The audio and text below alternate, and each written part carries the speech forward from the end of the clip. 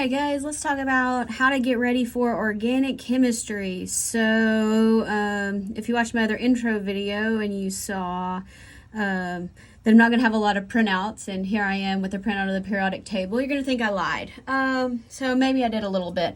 But in your notebook, I'm going to trust that you probably know what the periodic table looks like.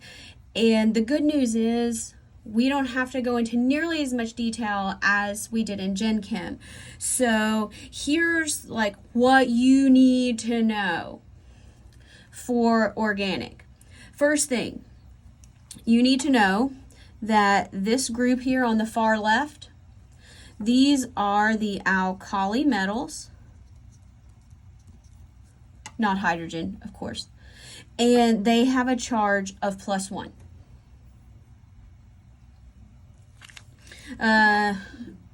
Eventually in organic 2 you'll be using magnesium, but it'll be in a different context. And then more importantly, this group right over here on this periodic table, it says 7A. On yours it might say group 17. That's fine, it doesn't really matter. These are the halogens and they have a charge of -1. So we learned all sorts of other families and things, but this is really what you need to know. And if you haven't figured out already, the hallmark of what makes organic chemistry is this element right here, carbon. So everything that we're going to deal with has to do with carbon. So we also did in Gen Chem some periodic trends. So I'm going to flip this over. And we did lots of different periodic trends. Here, you really only need to know a couple of things. The first one, so this is atomic radius. That would be the size.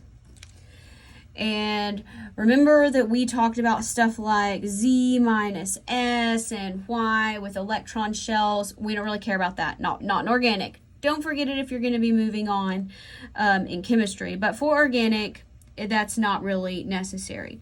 All we need to know is as we go down a group, atomic radius increases, or you can write the atoms get bigger.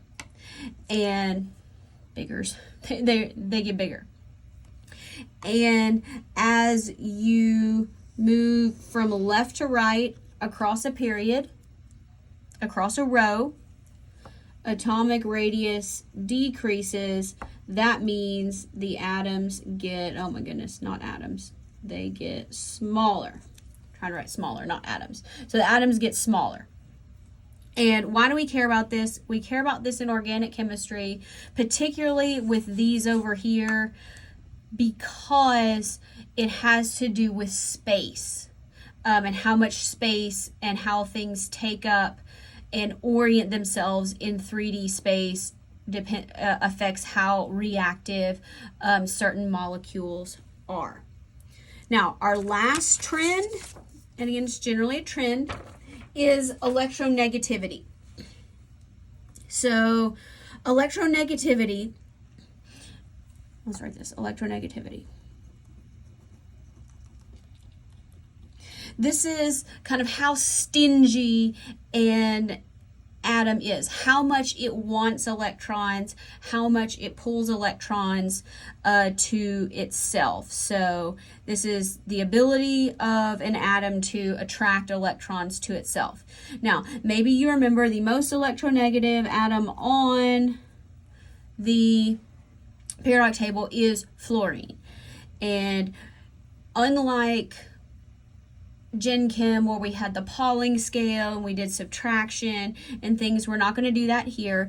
Generally, what you need to know is electronegativity as you go from left to right increases.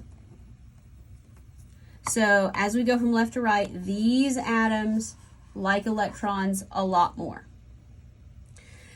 Generally speaking, as you go down a group, atoms get bigger, so electronegativity tends to decrease. Now, we're not going to be dealing with the entire periodic table in organic, so here are the ones that you really need to take note of.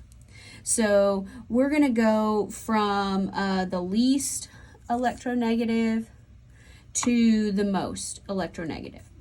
So as far as what we see in organic, phosphorus, then hydrogen, sulfur, carbon, chlorine, nitrogen, oxygen, fluorine.